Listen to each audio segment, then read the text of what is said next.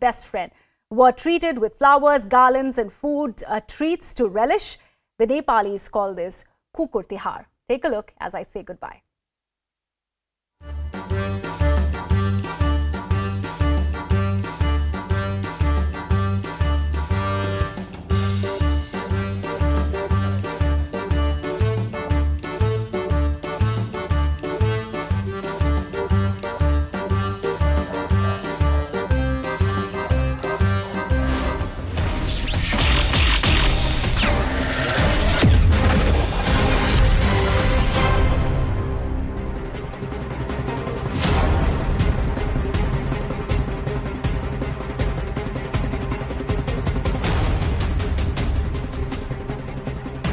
Well, good evening. Thanks a lot for staying with us here at CNN News 18. You're watching The Right Stand with me, Ridhima Bhatnagar.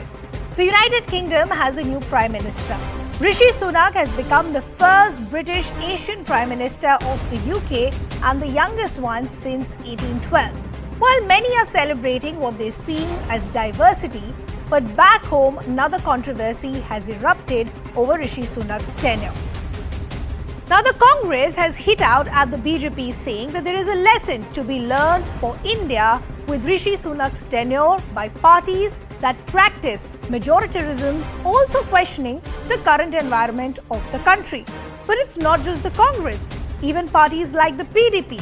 You had PDP President, former J&K Chief Minister Mehbooba Mufti also saying that this should also serve as a reminder that Britain has accepted an ethnic minority member as its premier, but India is still shackled by divisive and discriminatory laws like the NRC and the CAA. The BJP has now hit out at the criticism, listing leaders from the minorities who've held top positions. So the question is this an unwarranted controversy, or is there a genuine need to introspect? But more importantly, shouldn't merit be the deciding factor rather than ethnic representation?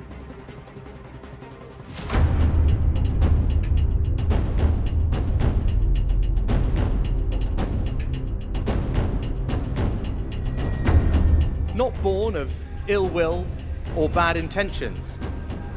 Quite the opposite, in fact. But mistakes, nonetheless. And I have been elected as leader of my party and your Prime Minister, in part, to fix them.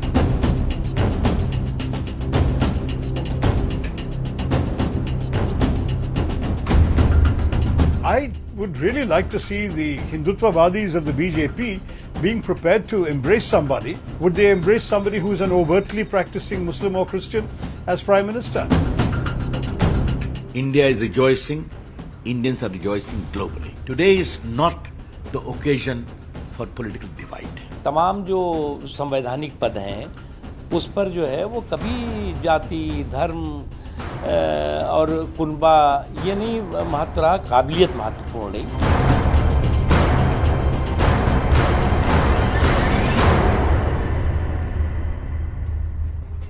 So while the opposition is questioning the fact that India can never do what the United Kingdom has done, let's do a reality check of all the leaders that we've had in the past who've held these top positions who came from the minorities. Let me give you some examples. Let's begin with Manmohan Singh. He was the Prime Minister for almost a good 10 years.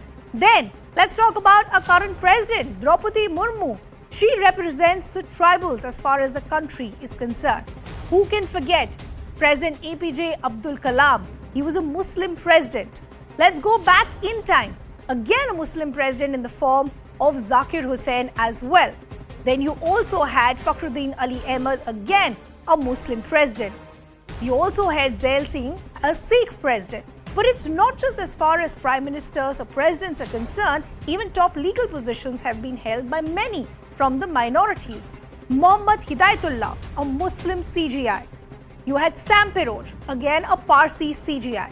So that's why I asked the question when I started the show, is this controversy actually unwarranted? But before I bring in my guests, we want to first bring in our newsmaker. Dr. Farooq Abdullah, former Chief Minister of Jammu and Kashmir, now joining us on the broadcast. Farooq ji, thank you so much for taking our time and joining us here on CNN News 18. I want to begin by understanding, how do you see the claims that are being made by the likes of the Congress and the PDP that there are many lessons that India now needs to learn, especially that you're seeing a minority leader that is being elected in the United Kingdom? First of all, I must congratulate the British new Prime Minister. It's a great history. After 200 years, you have a young Prime Minister, 42 years old, of United Kingdom, Great Britain, and a Prime Minister who's from Asia, who's from India.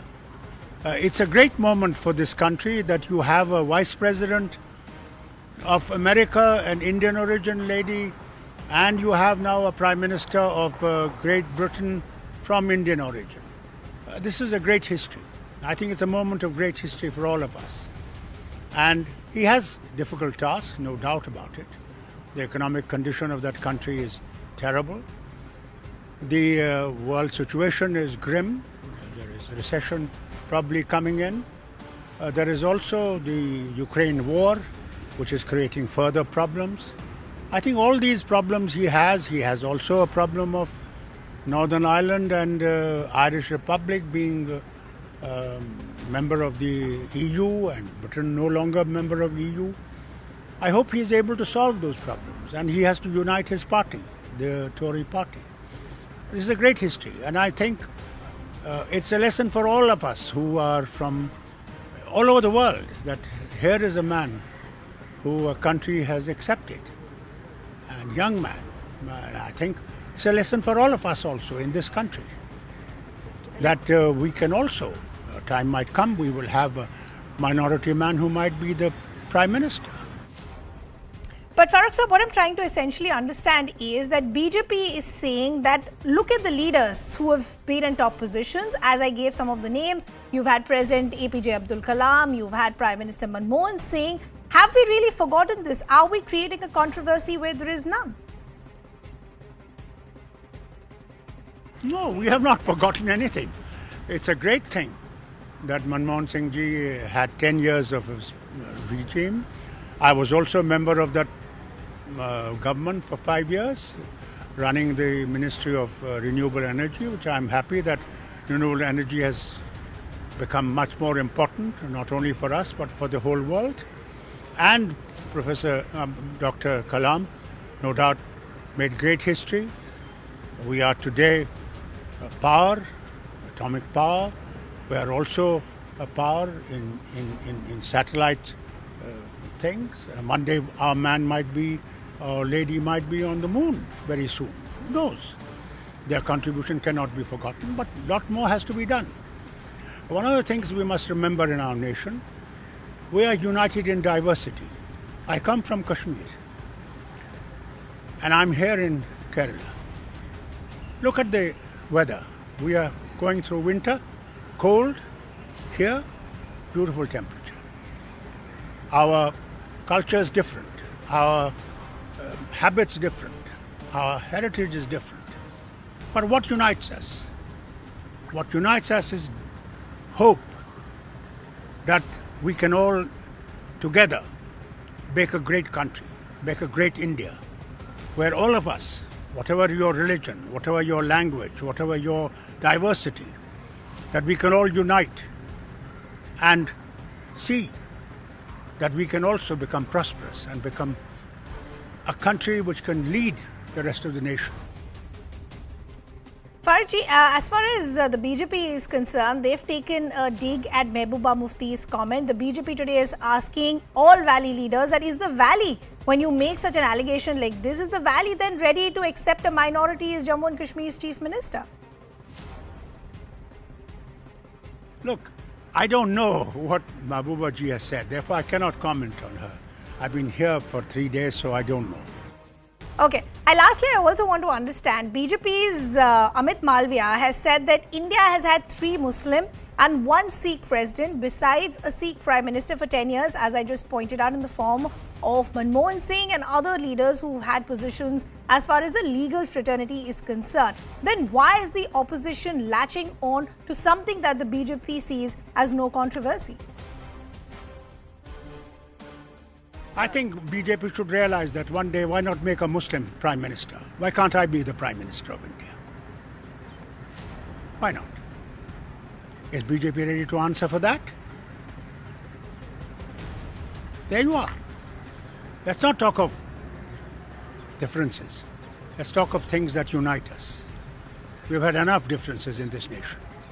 Time has come when this nation has to meet the challenges. We're also facing recession. We're also facing bad times. Our people are unemployed, whether here or anywhere else. There is the escalation of cost is going up. Everything is becoming very expensive. And people are poor. And they are getting poorer and poorer. So we have to all become together and try to meet this challenge rather than have small bickerings around that we are doing all the time. Farooq Abdullah, a pleasure always speaking to you. Thank you so much for taking our time and joining us here this evening on CNN News 18. So the question that we are asking this evening is this an overreach by the opposition? Is this an unwarranted controversy? You can also join our debate. You can see the hashtags that we are using, and we'd love to hear your views as well. Let me now bring in another guest who takes this discussion forward. We have the national spokesperson of the BJP, RP Singh. We have senior editor of Swaraj magazine, Tushar Gupta. We have senior fellow of the ORF, Sushant Serene. We have political analyst Ahmed Ayaz, and we also have a fellow at the Foreign Policy Research Institute, Maximilian Hess. Good to have all of you on the broadcast with us. RP Singh, I'd like to begin the debate and discussion with you. The opposition, with the likes of the Congress and the PDP and others, are saying today, yes, while many are celebrating the tenure of Rishi Sunak, seeing the diversity with which United Kingdom has gone forward and elected their leader, but what about India? There are many lessons for India to learn today as well. Well, they governed this country for almost 56 years out of 75 years. And they had all the chance. So they could have made Muslim Prime Minister, which they are talking about. But again, they are doing politics. When Gyani Jail Singh was a Sikh, was the president of this country. Fakhruddin Ali Ahmed, you yourself told the name Zakir Hussain Saab, ABJ Abdul Kalam Saab.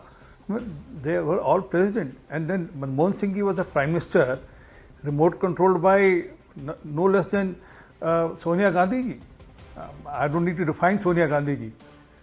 And that's what India has been. We have diversity. We have president now who hails from the tribal community. So, but they have to create issues because they are looking for a vote bank. I mean, they don't think beyond the prism of green color, and then they don't think beyond the prism of the vote bank. That's the problem. I mean, and then they can't come out of it, and they probably think that people still vote us for this reason. Whereas fact is, people have gone across this now. They don't vote for when you probably speak for them or no. They vote for what is being done for them.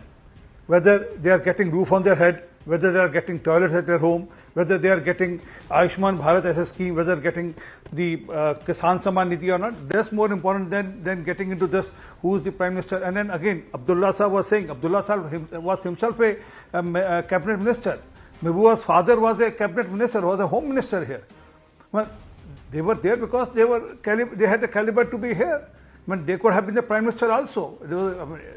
So raising questions out of nowhere and then trying to build up a issue without a reason only for a political objectives or for vote bank objectives would not serve them. They can keep doing it, but ultimately it's not going to help them. Ahmed Ayaz, I want to bring you in the conversation. When I started the show, I already brought out a list of names of leaders who held these top positions who came from the minorities. Then why are we creating a controversy when there is none? Also, more importantly, when we're celebrating a minority leader in the United Kingdom, we're celebrating it in 2022. Look at when India got its first leader from the minority. Basically, let's just express. They are supposed to be replied on. Like now, right?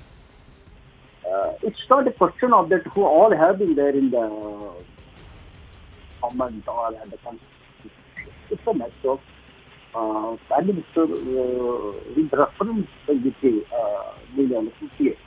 So with that reference, the question is arisen, then the UK could accommodate. Then there could be a president from the Prime Minister from the minority in the UK, while it can't be in the India. Question is like that. So if we say that apart from political and ideological differences, if there is something being said which is true, I think we should accept that.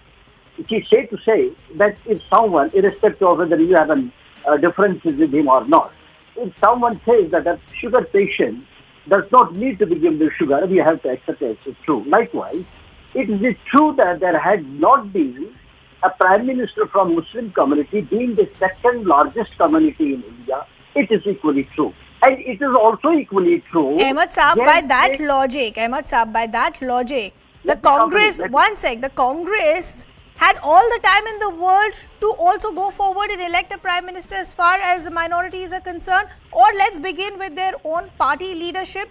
I'm just trying to understand that if you're just talking about the time given to the BJP, then there was enough time with the Congress as well. I don't talk here of the BJP, Congress or anybody. I talk of India as a whole. And more so I can talk about BJP. Why? Because they have been saying Sabka Saath, Sabka Vikas. So even if Congress has not done it, well, there was no slogan of by this. I never mean that I am a supporter of the Congress. I never mean so. Sure. But the point is, but the BJP has said that Sabka Saath, Sabka Vikas, which Congress did not say. So that's what I say, and that too. The BJP being in absolute majority, in a way absolute majority, they can do anything they like. Maybe it must not have been possible for the Congress to do it. And if they have taken Manmohan Singh as a minority Prime Minister, BJP could have taken as a Muslim Prime Minister. Okay. And today also we say a small example. The J&K is being headed by a Lieutenant LG, Lieutenant Governor. And then you see even the advisor, one advisor, is also an outsider and non-Muslim. Do you think that the state which has a majority of the majoritarian Muslim majoritarian state, don't you think it could have a local even advisor? You know, what I'm trying to understand is, while the opposition is pointing fingers, I'm just trying to understand what has stopped them from doing something similar in the past. But RP Singh, the criticism is also this. This is what the Congress has clarified right through the day, that we are not seeing what happened in the past. Yes, we do know that we had a Sikh Prime Minister in the form of Manmohan Singh and a Muslim President in the form of Dr. APJ Abdul Kalam and others. But what we are talking about is the current environment of the country. What we are saying is that today when the BJP is in power, you will not have representation from the minorities. And they're giving an example that look at your own Union of Ministers, a Council of Ministers, where is the representation? Well, that's the problem with the Congress. I mean, let me go back a bit again. I mean, Manmohan Singh was managed and controlled by National Advisory Committee, headed by a Christian woman. So, who was heading? Both were the minorities. And at that time, Abdul Kalam was the president of this country, a Muslim. So, Muslim as a president, the woman who was controlling the government comes from a Christian background. And RP Singh, the Congress is asking, what about representation of the minorities today? Can I complete? Sure, go ahead. Issue is, Mr. Naqvi was the minister till now. There will be someone else coming days whenever, and it's not, again, I'm saying, it's not because that he hails from minority or not. It's the caliber of the person which gets you to the cabinet. And there will be someone else who will come, who will take care of it. But are minorities being taken care or not? I'll give you one example. 2019, when the government, second term of the Prime Minister Modi ji, what was the first decision? Let's give the to taking care of the 5 crore minority students. So it was the decision by the state, the central government only. You made a very valid point, and I said something. Give me a second, one second. RP Singh, I have to get to the other guests also, but you made a very valid point, and this is something that I said when I started the show as well. Tushar, I want to bring you in. what I'm finding very difficult to understand is, one, as I said, if the Congress is saying that will India do something similar, the Congress had ample opportunities. More than that, I want to completely keep this argument aside. I thought till now that if you need to get elected to the top position, merit is what is needed. I didn't think that representation is going to be the headline going forward. Good evening, Ridhima. Festive greetings to all the viewers of CNN News 18. Look, when I listen to Ahmed Ayaz, he says Sabka Saath, Sabka Vikas. But when did Sabka Saath, Sabka Vikas become sub-prime minister from sub-communities? I don't understand that. Look, I won't mince my words here. Last I checked the constitution, any Muslim could become the Prime Minister of India, provided they can stitch together a coalition with 272 or seats or more, or they could win 272 seats on their own. So today my simple question to everyone asking about the minority Prime Minister is this. Find me one Muslim candidate who's good enough to win 272 seats in 2024. Get him into the fight. No one is stopping you. The voters are not stopping you. The centre is not stopping you. The election commission is not stopping you. Heck, the Constitution of India is not stopping you. Go for it. But here's the thing, Ridhima. These people do not want to fight. When they say that the BJP is obligated to make a Muslim as a Prime Minister of India, and they do not mention any other minority, mind you, just one minority, which probably claims all the share and all the rewards reserved for all the other minorities perhaps. Nevertheless, they say that the BJP should go ahead and elect a Muslim as a Prime Minister. I ask why? Isn't a Muslim in India competent enough to win 272 seats on their own? Yes, they are. Then let them get into the fight, let them get into the election, contest and win. Why do you want to hand over them as a grant or a charity? Why do you want the Prime Minister's post to become a charity of sorts that is given away to minority because there is some secularism, defined appeasement we have to go for? That's my simple question. You have a Muslim candidate, get him into the fight, make sure he wins 272 seats, and you have your wish granted. That is all. No party is obligated to do anything else. The second point, some would say that Rishi Sunak has not been elected. Rather, he was nominated in a very tricky hour in the British politics. I give you that. Then my question to Congress is, you have been losing state after state. You just had the elections for the party president. I did not see any Muslim name come up. Shashi Tharoor is asking about the minorities in India today. Why couldn't Shashi Tharoor vacate his seat for a Muslim within the party for a party president election? The Congress doesn't but want you know, to talk. Tushar, that's a completely different story, because the Congress will hit back saying that we didn't decide the people who wanted to contest for the party president. It was an open the people election. decide, Ridhima. No, but the contenders themselves also have to come forward. So if nobody from the minorities came forward, that's a completely different argument. But Sushant, I want to bring you in. In the middle of all of this back and forth, aren't we completely negating the fact that Rishi Sunak got this position because of his own merit? We've seen the kind of past months in the United Kingdom. Liz Truss was sworn in as the Prime Minister. She was forced to step down within a span of 44 to 45 days. So something must have gone right as in the form of merit for Rishi Sunak.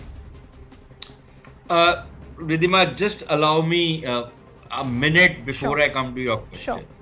You know, we've seen a whole lot of virtue signaling today over why India cannot have a minority Prime Minister. We've had a minority Prime Minister much before the British had one. Number one. Number two, and more importantly, I think Tushar has made that point. Mr. Farooq Abdullah was saying, will you make me the Prime Minister? There is nobody preventing Mr. Farooq Abdullah from becoming the Prime Minister. But would it not be nice that there are going to be elections in Jammu and Kashmir tomorrow? If both, because both Mr. Farooq Abdullah and Mehbooba Mufti have been doing all this virtue signaling today, have been taking pot shots at India today, would it not be nice if instead of, putting their family members as chief ministerial candidates, they were to nominate either a Kashmiri Pandit or a Hindu Dogra from Jammu as their chief ministerial candidate? Or for that matter, the Congress party, going into the 2024 elections, announces a Muslim as their prime ministerial candidate. They should be brave enough to put their money where their mouth is. And then let's see, whether they're actually serious about all this virtue signaling which they've done today. But to come back to your question, the thing is that when last the election was held in Britain for the Prime Minister, in which Liz Truss actually defeated Rishi Sunak, please see how the Conservative Party, which is full of old, rich, white people, voted. They did not want an Asian person or an Indian origin guy coming into the Prime Minister's chair. It was not because Rishi Sunak was not a better candidate than Liz Truss. It was because he, it was basically racism which was at play, which is why he lost that election. Why have they brought him back this time?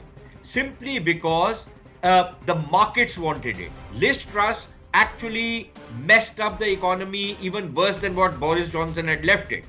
So the markets wanted, somebody who they see as a stable guy, somebody whom they see as a very solid person in Rishi Sunak to come as the Prime Minister. Had they nominated somebody else, the markets would have tanked further. He has come up, he has been made Prime Minister because of his competence, not because somebody is doing him a favor, not because there's virtue signaling.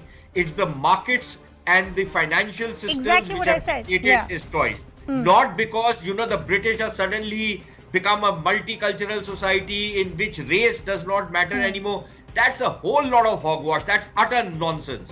Complete nonsense, right? Maximilian, would you agree with the point? Sure. One sec. I just want to bring in Maximilian also. He's been patiently waiting. I thank you for patiently waiting, and sorry I couldn't come to you earlier.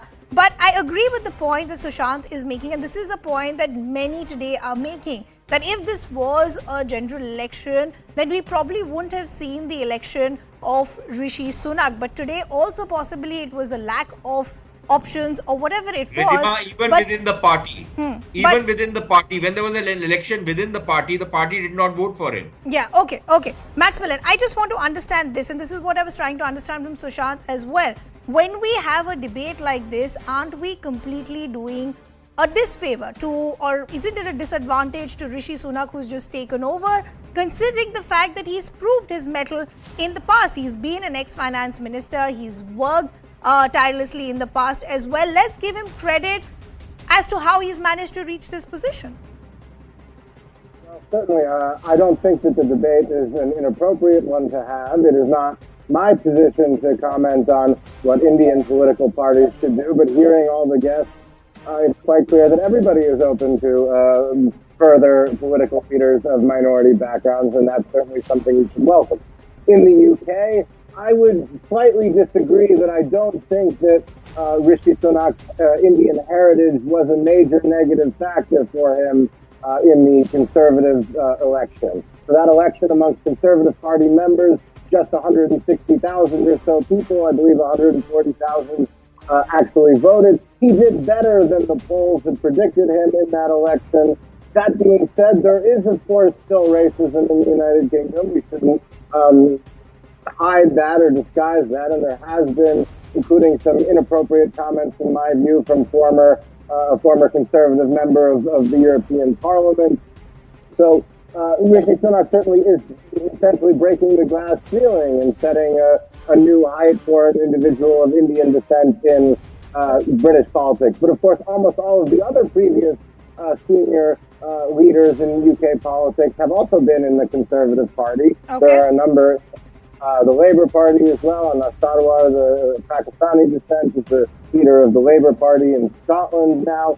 So I think that Britain is getting better at dealing with these issues. I think that, yes, when it comes to a general election, Rishi Sunak may not be the best place to lead it, but that's not because of his heritage. That's because the Conservative Party has mismanaged this country in the views of most voters for a number of years now. Tushar, I'm running out of time, so I want to understand, when the opposition says that we need to take lessons of diversity, what I'm trying to understand is how have we forgotten as to when these events are happening? When did President Obama come into power? 2009. When did we see Kamala Harris with the Biden presidency? When are we seeing Rishi Sunak in 2022? Have we completely forgotten what we've already seen in India? Shouldn't the debate have been the other way around? Lessons that United Kingdom and the USA can take from India? Ridhima, on a lighter note, perhaps the Congress never considered Manmohan Singh as its actual Prime Minister.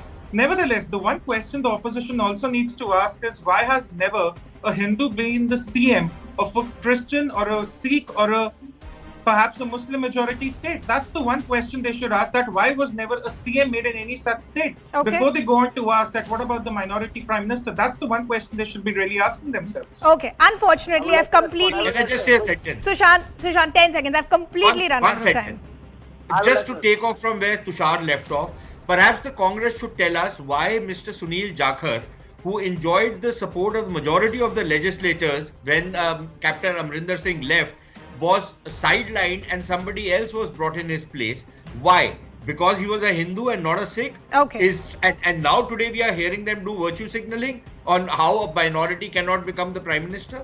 So, Okay. you know, let's just step back and let's congratulate Mr. Sunak for his achievement. Okay. And remember that he's a British Prime Minister. He's not an Indian who's a Prime Minister of Britain. Okay. Unfortunately, I've completely run out of time. I appreciate all our guests taking our time and joining us this evening. Taking on from what our guest was saying, a lot really has been said about Rishi Sunak's tenure. But who really is Rishi Sunak, and what does his tenure mean for relations between India and the United Kingdom? Born to parents of Indian descent, Sunak's parents, pharmacists, migrated from East Africa to the UK in the 1960s. Rishi Sunak is married to Infosys chief Narayan Murthy's daughter, Akshata Murthy. But the biggest challenge for Rishi Sunak when he takes over is the economic turmoil that the United Kingdom is currently facing. Inflation at an all-time high, pound being battered, and extremely unhappy public on the ground. For his tenure, Rishi Sunak, in his first address as Prime Minister of Britain today, said that he would not leave the next generation in debt. He further went on to say that he will prioritize public needs above politics. Also accepting that mistakes have been made, he clarified that he's been elected as the Prime Minister to fix those mistakes. Let's listen in to what Rishi Sunak had to say after he took over as the Prime Minister. Some mistakes were made. Not born of ill will or bad intentions. Quite the opposite, in fact. But mistakes nonetheless. And I have been elected as leader of my party and your Prime Minister, in part, to fix them. And that work begins immediately. This will mean difficult decisions to come. Trust is earned, and I will earn yours. So Rishi Sunak there saying that he will earn the trust and respect of people on the ground. But how easy or how difficult is it going to be for him? We have on the show with us Lord Remy Ranger, member House of Lords, now joining us to really talk to us about what Rishi Sunak's tenure as Prime Minister will look like, and more importantly, is he the man to tackle these challenges? So good to have you on the broadcast with us. Always a pleasure speaking to you. So Rishi Sunak has officially taken over as the next Prime Minister of the United Kingdom. But look at the time when he is taking on. The United Kingdom is going through one of its worst economic crises. Inflation at an all-time high. As I pointed out earlier, the pound has taken a big beating. Look at what the reserves are saying and what reports are saying. Is Rishi Sunak the right man, or the man who can take out United Kingdom out of its mess? First thing first, I must compliment this great country where British sense of tolerance and fair play has prevailed yet again. So that just goes to prove your caliber is more important than your color. Because of Rishi's vision, intelligence, ability, and tenacity, today we have a non-white Prime Minister for the first time in the history of this great country, and he is the first person to be appointed by our newly appointed King. So this is a wonderful day, and also he was made Prime Minister on Diwali Day. What a great present his son can give it to Mother India and to 1.4 billion people on Diwali Day. This is the greatest gift, and it's going to inspire lots of people, a lot of people of Indian origin worldwide. Now, coming back to the current situation, you're absolutely right. Everybody, not only United Kingdom, the whole world is facing huge challenges because we are not just come out of COVID completely. COVID, effect of COVID are still with us. Lots of people are struggling, and lots of people suffered hugely during COVID. But having said that, we also have another challenge, Russian invasion in Ukraine, which has pushed the prices of fuel and food prices through the roof, whereas everybody is suffering, especially the people from the low to middle income people are suffering a huge, because inflation is nearly 10%. It's biting into people's income, and they are also feeling the pinch. Sure. But Rishi, whatever he said before the last contest has come true. This is why the previous Liz Truss had to resign, because she made bold promises which were unsustainable and she could not deliver. So, I agree with what you're saying. You're saying a lot of promises were made that were possibly out of reach as far as the leadership themselves was concerned, and that is why we saw Liz Truss having to step down in 45 days. I want to talk to you about specifics now. One of the moves that was heavily criticized by Liz Truss was as far as taxing the rich is concerned. When Rishi Sunak today comes out and says we need to fix those mistakes, what are the specific measures that we can see in the coming days? Exactly, this is what I was saying, that whatever Rishi said, he has been vindicated, because his plan was first control inflation before you think of cutting taxes and spending money, because this will act as a fuel on fire, because inflation is the biggest enemy. So we have to contain, we have to make savings wherever we can, we have to support industry which needs support, we have to support people with their energy cost. So there are a lot of measures. Rishi is a professional banker, he was a chancellor.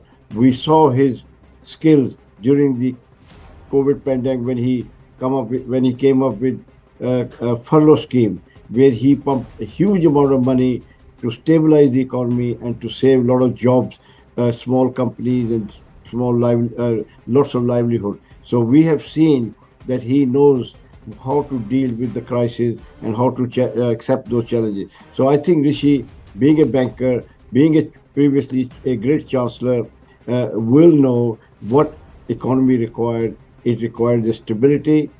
People have to know, the international market has to know that there is no reckless person in charge of the country in number 10 who is going to make decisions which are fraught with danger.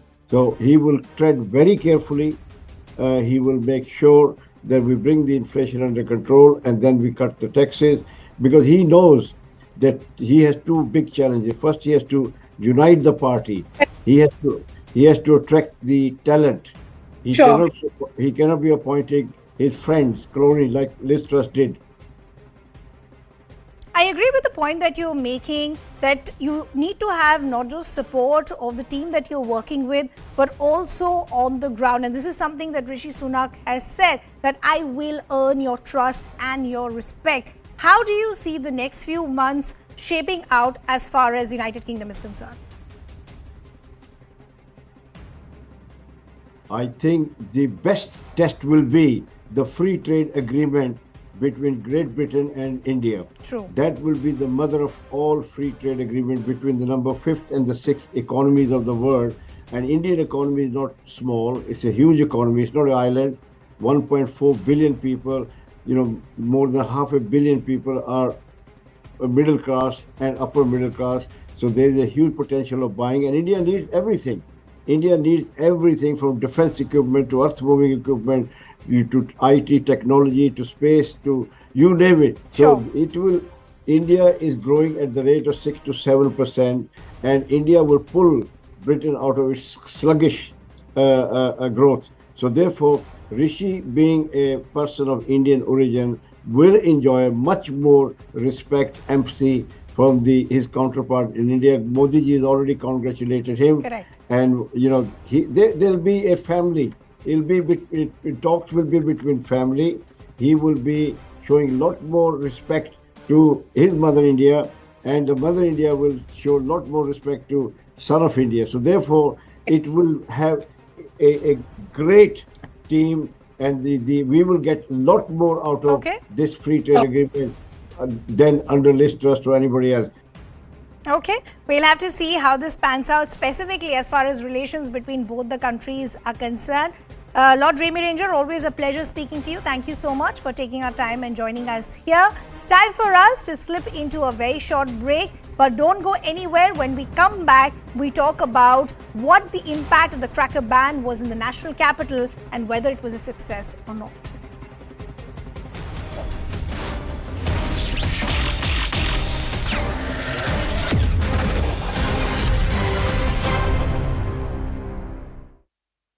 Keep seeing the same stretch of road and the same pothole back there once again every few days. Yes, absolutely. As I mentioned before, this is not a permanent solution which is being done by the BBMP. And the citizens also have highlighted the fact that the roads have to be asphalted completely. Now we have seen the BBMP coming up with a training session on October 31st, where they'll train the engineers regarding the techniques that needs to be used while filling the potholes so that they sustain longer.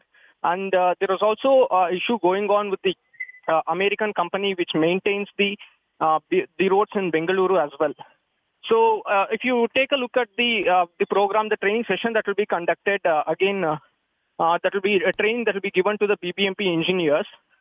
So again, the citizens pointed out the fact that if the training is given to the engineers regarding the techniques and the potholes will be filled, so the potholes might resurface again. So they are demanding a permanent solution regarding this issue. Right, permanent solution is what the people of Bengaluru, is what the people of Karnataka need. Akshara and Harish, do stay on with me because we're also taking your calls live here on this broadcast. The numbers are flashing at the bottom of your screens. The pothole menace continues to haunt people of Bengaluru. Who is to be blamed and will heads roll? That's the question we're asking here on this broadcast. We'd like you to call in with your view.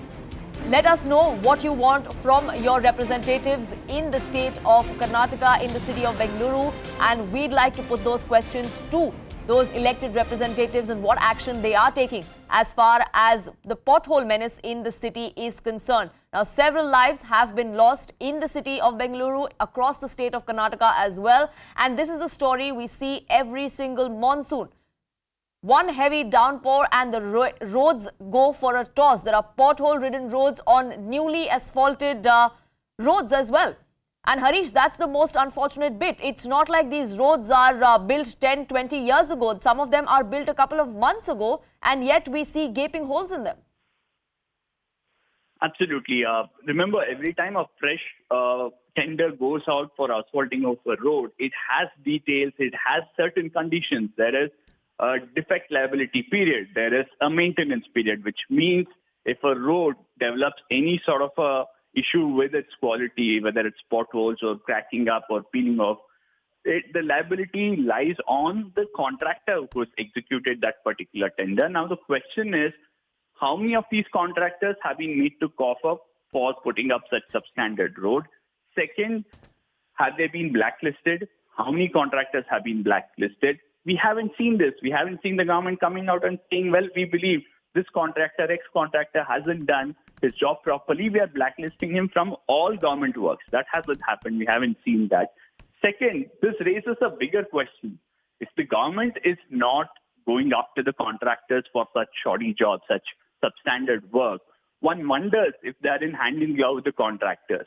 The fact that the Contractors Association a few months back came out and said that irrespective of the work that's happening, whether it's from the BBMP or other agencies of the government, demanding 40% commission leaves us with very little scope to carry out good quality work in government infrastructure.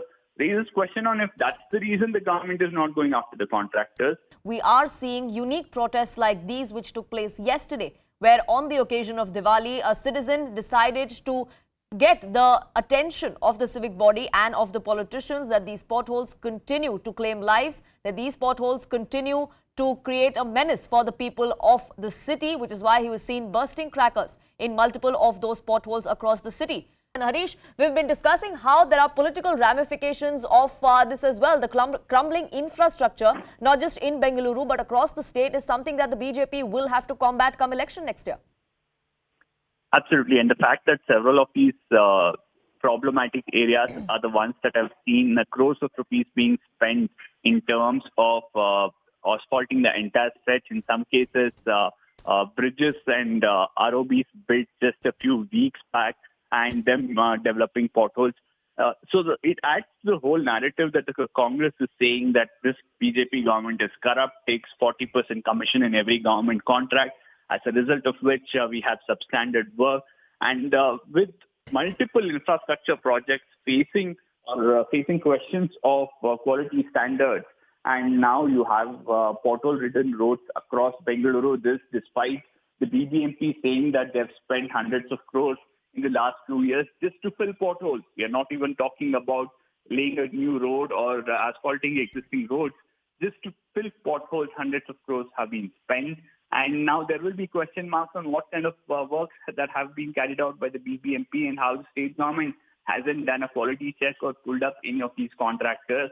And yesterday, citizens, despite the fact that the entire city and the nation was celebrating Diwali, did not forget to once again use the opportunity to highlight the kind of crumbling road infrastructure in Bengaluru and going around some of these problematic pothole-ridden stretches, whether it's near Silk Board, JP Nagar, Banargata Road. These are areas that are also seeing metro work, and roads have.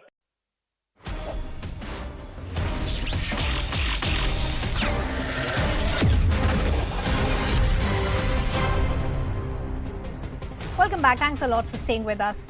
It's a day after Diwali and the situation is exactly the same as every single year. Delhi's air quality has turned very poor after people burst crackers despite the ban in place by the Delhi government.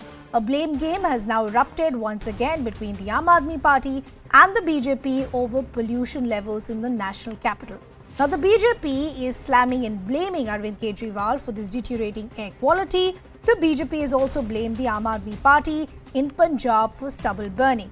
Meanwhile, the Aam Aadmi Party have defended themselves, with Delhi's Environment Minister stating that there was 30% less pollution in Delhi this Diwali. But between the political back and forth, the citizens are asking, what about the priorities of the citizens' basic rights? Let me first bring you some numbers in terms of where the AQI levels were 1 day post Diwali. And let's just see this bar graphic of just in the last 4 days. On the 22nd of October, just leading up to Diwali, we were already in the poor category of 265. It saw a slight dip on the 23rd of October with 259, but look at it, on Diwali day, it moved to the very poor category at 312 and remained at the 300 level 1 day post Diwali as well. Thus, the question, as I pointed out, that we are asking this evening is, between this political back and forth, who is really to blame?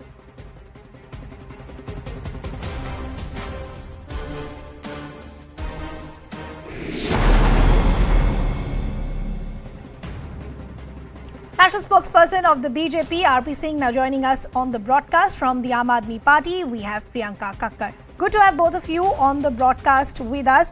RP Singh, let me begin with you first. Today, you had the Environment Minister of the National Capital, Gopal Rai. Even yesterday, you had the Aam Aadmi Party quoting a report. They are saying that if you look at the most polluted cities across India, Delhi actually doesn't find a mention.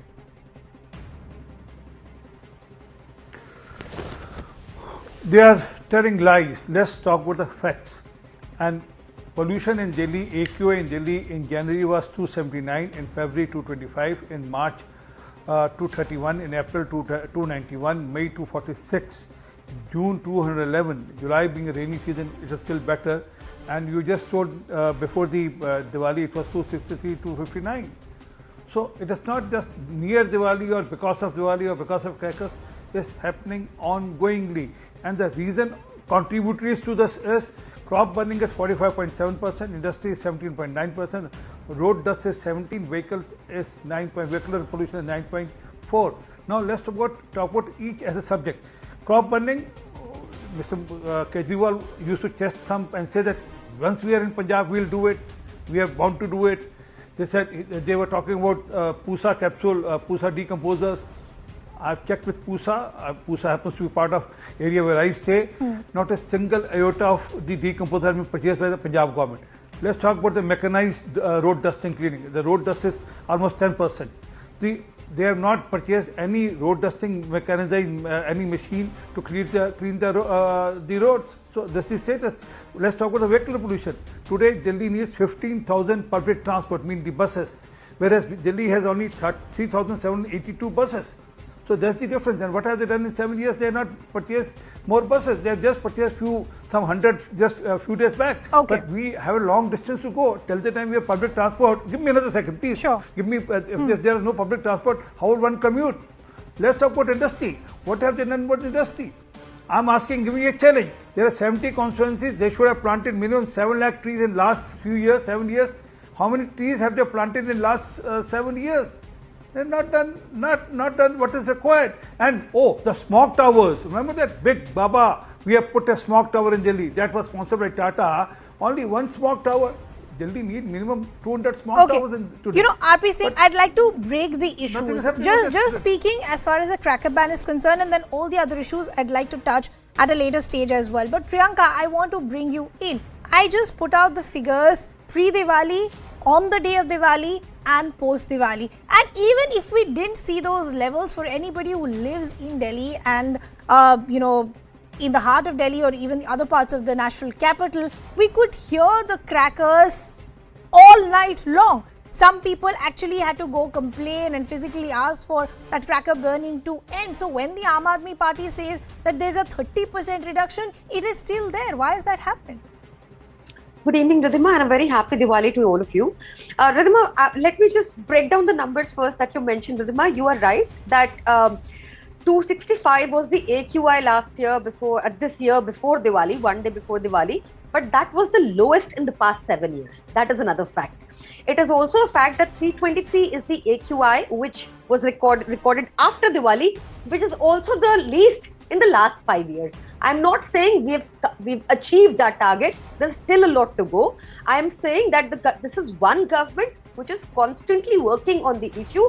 When it comes to, say, crop residual machines in Punjab, we distributed about 32,198 about a year ago, if memory serves me right. We distributed them. We roped in the professors and we roped in the students of agriculture university so that they could go and spread awareness among the people who burn paddy. That is the result. And we also set up a green room in Delhi and in Punjab, both places. And that the results are visible in the fact that this time Punjab witnessed only 1/3 of what it witnessed last year. Last year, the number of stubble burning was 3022. This year, the number of stubble burning is 1019 in Punjab. We are not done yet. In fact, even today, earlier today, the Honorable CM of Punjab, Shri Bhagwan Manji, he has set up a plant in Sangrur, which is the largest biochemical plant that India has witnessed till date. And it is also meant for the crop residual burning of the paddy. You know, Priyanka, I'll talk to you about Punjab in just a bit. As far as the national capital is concerned, yesterday the Aam Aadmi Party was quoting a report saying that look at the most polluted cities, Delhi is not even one of them. The criticism that is coming in is why didn't you wait for the festival of Diwali to pass to actually see the real numbers? And today you're seeing those numbers. It actually paints a very grim picture. And more importantly, Priyanka, you would also agree that between this back and forth, it is becoming almost impossible for people to live and breathe in the national capital. Don't they deserve some sort of answers as far as this problem, which is not new? Ridhima, we have been constantly working at it, and this is the reason that we saw an improvement today in the numbers compared to the past 5 years AQI post-Diwali, Ridhima. Also, see, pollution, climate, air is such an issue that it touches all of us irrespective of the party we belong to. So it is absolutely important that all of us sit together. We're constantly working at it, I assure you. Even today, we launched 157 mobile vans for Delhi, which smog vans for Delhi, which you will see in operation from tomorrow on the roads in Delhi. Now, constantly we are coming out with solutions. There's a green room we have set up, which does real-time monitoring, and immediately SDMs are sent to control any kind of stubble burn, or any kind of burning, any kind of waste burning. Even waste burning is banned in Delhi now. It has a fine on it. Now, what the question should be, see, it is very easy for the majority government to sit and question a opposition government, but it is very important for them also to come on board, talk about it. Our Environment Minister Gopal Rai ji has written several letters to the BJP asking for a meeting because this is a joint issue. And why I say this also is because in Uttar Pradesh, in Haryana, the instances of stubble burning have increased this year. Okay. So it is very important that we come to a Priyanka, joint common it's the job of solution. the opposition to ask these questions. But RP is saying the point that the Aam Aadmi Party is making is that look at the statistics that we've seen this year. They're saying there is a 30% reduction as far as the AQI levels are concerned from previous years. This is a problem that's not going to go away overnight. So you need to appreciate the effort. It is going to be a gradual victory. 1,56,000 machines are required for Punjab. They have distributed, they said they have organized some 30, she said organized some 32,000 machines. Sir, I also mentioned that we've set up. Please show the map. Did I interrupt you? Don't. So you're misquoting me, sir. Misquoting me, sir. Don't be an Stop name anarchist. calling, sir. Stop name calling, sir.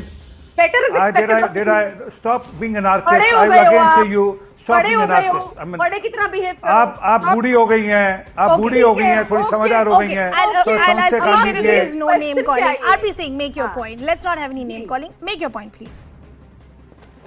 No, anarchism, I didn't call her in person. I said you represent a thought. I mean, Mr. Kejriwal is on record saying that yes, I am an anarchist. I'm not saying so. Okay, Priyanka, I've already interjected. Let him make his point. RP Singh. But I don't mind it. He comes from such a party. It's all right. Acha, okay, Priyanka, let him at least make his point. RP Singh, I'm running out of time. Well, where are the smog towers in Delhi? Where are those machines which were supposed to clean the roads? Yes, Delhi red light. Told you. Where are the buses which are required for Delhi? Did I? Now you name called me. This will happen. I mean, it's a TV debate. You already name called me, so I can do whatever now. Priyanka, I'm running out of time. We're not making any valid points like this. I want to quickly ask you about what's happening in Punjab as well. But RP Singh, quickly, 30 seconds. Please make your point. Priyanka, I'll appreciate if there is no interrupting him. Please. Well, I reiterate because they have not done what was required to be done in Delhi. That's why Delhi is suffering. They have not done what was required to be done in Punjab. That's why Punjab is suffering. They used to talk about that capsule which they said decomposable they buy from Pusa and there will be no problem in Pusa. I'll appreciate, show them the map which is there by the Google and NASA, which categorically states Haryana is much, almost to the 10% and 90% is Punjab in that. And also 222 out of 2050 for can I complete 245 crore rupees. 1,000 plus crore was given to Punjab by the centre, and Haryana was given 642, and UP was given 489. Punjab was given the most of the fund for the managing. That's exactly the point that I wanted to touch upon, Priyanka. That you know, when the Aam Aadmi Party comes out and says that one, there is no support that is being given by the central government. Those figures were just put out by RP Singh to you. The other problem is, doesn't it become a tad bit convenient for the Aam Aadmi Party today to say that we are doing everything that we can? Till last year, you were criticizing the Congress party on the same lines, and I actually have ground reports to prove that nothing much has changed. Every single farmer that we spoke to even this year said exactly this, that this is a desperate move by all of us. If we had the logistical support from the state governments, this is the last thing that we want to do. Ridhima, thanks for asking this. Ridhima, let me tell you that there was a bioenergy plant which was in the trial phase, and it has been inaugurated and will be fully functional beginning today. And this country's biggest bioenergy plant, set up in 20 acres at a lagat of 230 crores, has been inaugurated, and this will take care of 1.5 lakh metric ton of polluted elements and 20,000 tons of fly ash. This has happened today. So I'll repeat myself. When will it start working, ma'am? When will you give the farmers the desired money to ensure the money which is sent by the centre? When will you distribute that to the farmers to ensure that they don't burn stubble? There is no point lying. How many machines do you know? How many machines do you need? You are not Listen to supplying me, more than we've 1/5 of the also- machines which are required with the Punjab Supreme Court farmers. said that Are you give a providing all those 2,500 machines? crore Well, I'm subsidy to saying the where are the farmers. small We towns set which are aside a promised, Mr. 750 crore Kejriwal? subsidy. Where are the buses Center in Delhi? refused to give. Where are the Center mechanized refused to give any machines which are subsidy. supposed to be You provided tell me for the what road has the testing? center What done, is your sir? policy on the What industry has the pollution? center What is done? your policy on the Party workers' pollution? is None. saying that a lot None, has been sir. done on You the have ground. none. The situation Accept actually being an paints artist, a you have very none. different You have no picture. policy. Unfortunately, I've completely run out of time. I will have to leave the conversation there. RP Singh as well as Priyanka, always a pleasure speaking to both of you. That's a wrap from my side. Brass Tacks with Zaka is up next.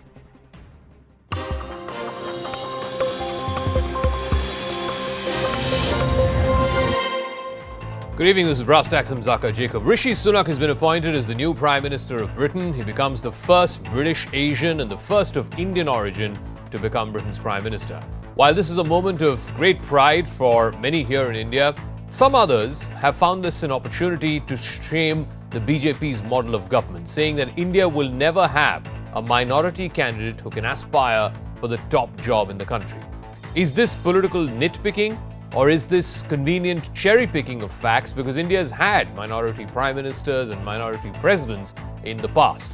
But more than the minority card, it is what they brought to the table, their capabilities, their meritocracy, which enabled them to get the job. As is the case with Rishi Sunak, someone who got the best of education, someone who proved his mettle both in the private sector as well as in government,